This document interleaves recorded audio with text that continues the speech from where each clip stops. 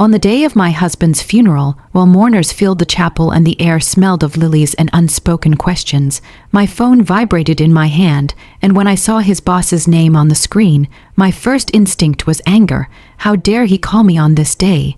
But his voice on the other end was tight, urgent, stripped of the corporate politeness I knew so well, and he said only one sentence that froze me in place.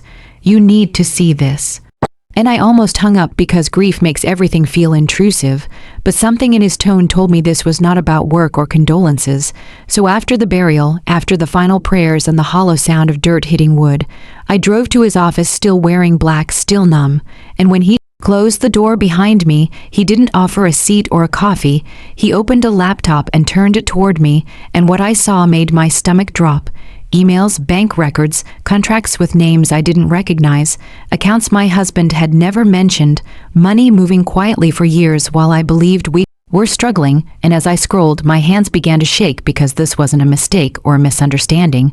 It was a double life laid out in timestamps and signatures, and his boss explained slowly that an internal audit had uncovered everything only days before my husband died, that there were investigations pending, lawsuits being prepared, and one final folder marked with my name. And inside it was a letter my husband had written but never sent. A letter that didn't apologize or explain but justified everything, claiming he did it for us. Claiming I wouldn't have understood, claiming secrecy was protection. And in that moment, my grief transformed into something sharper, something colder, because the man I had mourned hours earlier was not the man revealed on that screen, and I realized the funeral I had attended was not just for his death but for my marriage, for the version of my life I thought was real. And as I left that office, the world looked unchanged.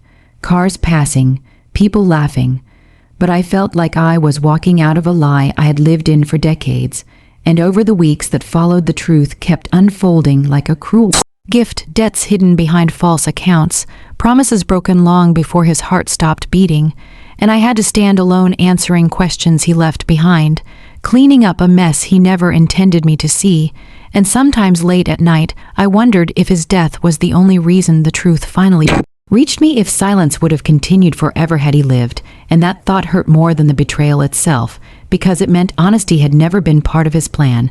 And on the anniversary of his funeral, I returned not to his grave but to myself, understanding that grief is not only about losing someone you loved, but about discovering that the person you trusted most never truly let you know them. And that call from his boss, the one I almost ignored, became the moment my life split in two, before the truth and after. And even now, when my phone rings unexpectedly, I remember how one sentence can dismantle an entire lifetime. After that day, the silence he left behind grew louder than any argument we had ever had, because the truth, once exposed, refuses to sit quietly, and everywhere I turned there were reminders of how carefully my husband had curated a version of himself for me while hiding another from the world. And as lawyers, accountants, and investigators began contacting me, each conversation peeled back another layer of deception, revealing not just financial secrets but emotional ones too, relationships built on manipulation, alliances formed for convenience, promises made and broken without a second thought, and I found myself grieving in fragments, mourning the man I thought I knew while resenting the one he actually was. And the hardest part was explaining this to people who still spoke of him kindly, who praised his dedication and generosity, because I had to decide whether to protect his memory or my sanity. And for the first time in my life, I chose myself, even when it meant watching sympathy turn into confusion, and confusion into judgment. And late at night, when the house felt too quiet, I reread the unsent letter he had written, not searching for love anymore but for accountability, hoping to find one sentence that acknowledged my right to the truth. But all I found were justifications wrapped in concern, and that was when I finally understood that secrecy was not a flaw in him. It was a strategy, one he had relied on to control outcomes and people alike, and slowly, painfully, I began untangling my own identity from his shadow, learning how many of my choices had been shaped by information I was never given. And with each discovery, another account, another lie, another carefully erased trail, I felt both weaker and stronger, because while the weight of betrayal pressed down on me, the clarity it brought lifted something I hadn't realized I was carrying, and when the investigation concluded and the questions stopped coming, I stood alone in the quiet aftermath, no longer a widow defined by loss, but a woman defined by awakening, and I realized that the call from his boss had not destroyed my life as much as it had interrupted a false one, forcing me to confront the uncomfortable truth that love without honesty is not love at all, and that the life I was now rebuilding, though scarred and uncertain, was finally grounded in something real, something chosen, something mine. After that day, the silence he left behind grew louder than any argument we had ever had, because the truth, once exposed, refuses to sit quietly, and everywhere I turned there were reminders of how carefully my husband had curated a version of himself for me while hiding another from the world. And as lawyers, accountants, and investigators began contacting me, each conversation peeled back another layer of deception, revealing not just financial secrets but emotional ones too. Relationships built on manipulation, alliances formed for convenience, promises made and broken without a second thought, and I found myself grieving in fragments, mourning the man I thought I knew while resenting the one he actually was. And the hardest part was explaining this to people who still spoke of him kindly, who praised his dedication and generosity, because I had to decide whether to protect his memory or my sanity. And for the first time in my life, I chose myself, even when it meant watching sympathy turn into confusion, and confusion into judgment. And late at night, when the house felt too quiet, I reread the unsent letter he had written, not searching for love anymore but for accountability, hoping to find one sentence that acknowledged my right to the truth. But all I found were justifications wrapped in concern, and that was when I finally understood that secrecy was not a flaw in him, it was a strategy, one he had relied on to control outcomes and people alike. And slowly, painfully, I began untangling my own identity from his shadow, learning how many of my choices had been shaped by information I was never given, and with each discovery, another account, another lie, another carefully erased trail, I felt both weaker and stronger, because while the weight of betrayal pressed down on me, the clarity it brought lifted something I hadn't realized I was carrying. And when the investigation concluded and the questions stopped coming, I stood alone in the quiet aftermath, no longer a widow defined by loss, but a woman defined by awakening.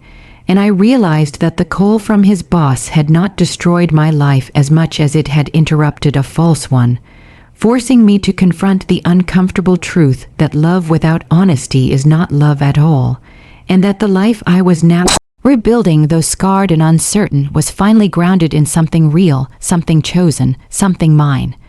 What I didn't expect was how the truth would keep rearranging my memories, how moments I once considered ordinary would suddenly reveal themselves as rehearsed performances, because I rebuilt my life piece by piece. I began to recognize the subtle ways my husband had managed perception, not just of others but of me, steering conversations away from finances, discouraging friendships that asked too many questions, framing my curiosity as distrust and my concerns as insecurity. And I realized how expertly he had trained me to doubt my instincts long before I ever doubted him. And this understanding didn't arrive with anger at first, but with a quiet, devastating clarity, like realizing the house you lived in for years had always been built on sand. And as I sorted through documents and emails late into the night, I wasn't just uncovering his secrets. I was uncovering the version of myself that had been shaped around those secrets, the compromises I had made without knowing what I was giving up, the decisions I had accepted as necessity when they were actually manipulation. And the more I saw, the more I understood that his greatest deception wasn't the money or the lies. It was the way he had positioned himself as the center of certainty while keeping everyone else in controlled darkness.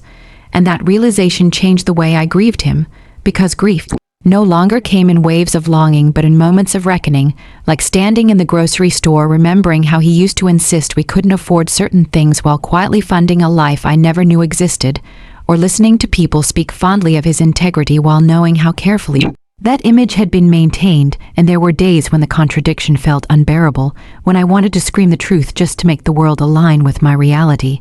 But I learned restraint not out of loyalty to him, but out of loyalty to myself, because I was no longer interested in living.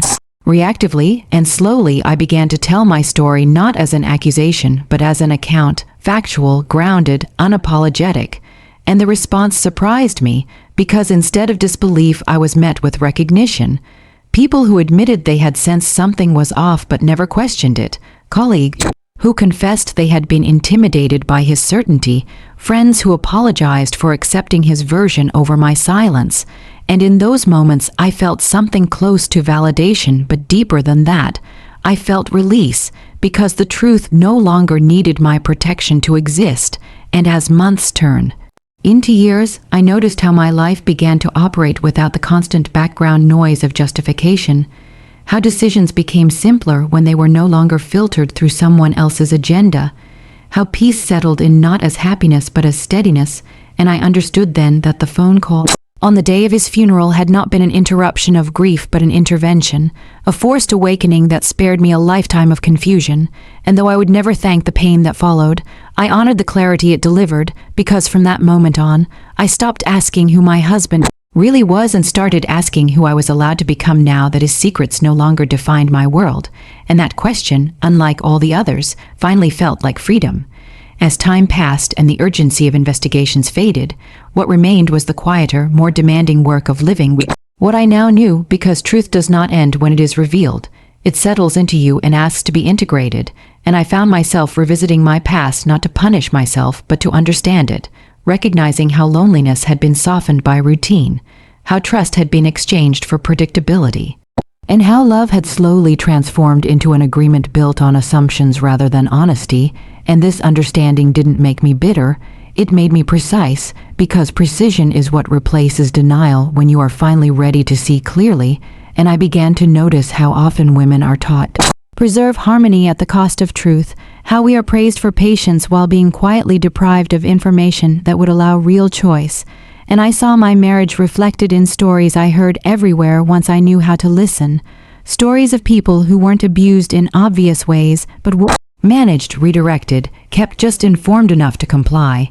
And realizing this shifted my sense of responsibility, because I stopped blaming myself for not knowing and started questioning why knowing had never been offered. And with that shift came a deeper form of grief, not for my husband, but for the years of myself that had been shaped around half-truths, years that could not be reclaimed but could be honored by refusing to repeat the pattern. And so I made deliberate changes, small at first, learning to ask direct questions without apologizing, learning to sit with discomfort instead of smoothing it over, learning that clarity sometimes costs relationships but confusion costs more. And as I practiced these things, my life grew quieter but stronger, less crowded but more intentional, and I realized that the absence of his voice in my decisions had created space for my own, a voice I was still getting to know, one that didn't rush to explain itself or seek permission. And when people asked how I was really doing, I stopped offering polished answers and told the truth, that I was not broken but rearranged, not healed but healing. And that honesty became the foundation of everything that followed, shaping friendships, work, and the way I imagined my future, because I no longer wanted a life that looked intact from the outside but felt hollow on the inside. And on quiet evenings when I thought back to the funeral, to that phone call that cracked everything open, I no longer felt shock or anger. I felt gratitude for interruption, for the moment that forced me to wake up from a life that was quietly limiting me. And I understood then that while my husband's secrets had shaped my past, they would not shape my ending, because the truth once claimed does not just expose what was hidden. It teaches you how to live without hiding from yourself ever again. By the time I stopped counting anniversaries and court deadlines, I realized that the most meaningful shift had happened quietly, without ceremony, in the way I related to my own thoughts. Because for the first time in my adult life, I no longer filtered my reactions through the imagined approval or disapproval of someone else. And that freedom, though subtle, changed everything, allowing me to notice how often I had once minimized my curiosity, softened my questions, or accepted incomplete answers simply to preserve peace. And now peace meant something different. It meant coherence, the alignment of what I sensed with what I was told, and as I rebuilt my routines around this new standard, I felt less urgency to explain my past to others and more commitment to living honestly in the present. And there were moments when memories resurfaced unexpectedly, not with pain but with clarity, revealing how many warning signs had been obscured by affection and habit. And instead of regret, I felt a steady compassion for the woman I had been, because survival within uncertainty requires adaptability, not weakness. And as I spoke about my experience when asked, I chose language carefully, not to protect my husband's legacy but to articulate my own awakening, understanding that the truth does not need embellishment to be powerful. It only needs to be stated, and slowly the story stopped feeling like something that happened to me and began to feel like something that moved through me, leaving behind discernment, resilience, and an unshakable respect for my own perception. And I came to see that the call on the day of his funeral had not stolen my closure but redefined it, replacing illusion with agency. And as I looked toward the future without rehearsing explanations or bracing for revelation, I knew that while I could never change the years shaped by secrecy, I could choose the years shaped by awareness, and that choice, repeated daily in small, quiet ways, became the truest form of closure I could have imagined as the years stretched forward and revealed themselves not as empty space, but as possibility. I noticed how the absence of secrecy began to reshape even the smallest corners of my life, because truth has a way of reorganizing everything once it is allowed to stay, and I found myself approaching decisions with a calm attentiveness that once felt foreign, no longer rushing to justify choices or anticipate objections that no longer existed. And this shift made me aware of how much emotional labor I had once spent maintaining balance in a relationship that thrived on asymmetry, where I carried the weight of understanding while being denied the information required to truly understand anything at all. And recognizing this did not ignite rage in me, but something quieter and more enduring, discernment, which began to guide how I engaged with the world, how I listened, how I trusted, and how I chose. And it was during this period that I realized the most lasting damage of deception is not the lie itself, but the way it teaches you to mistrust your own clarity.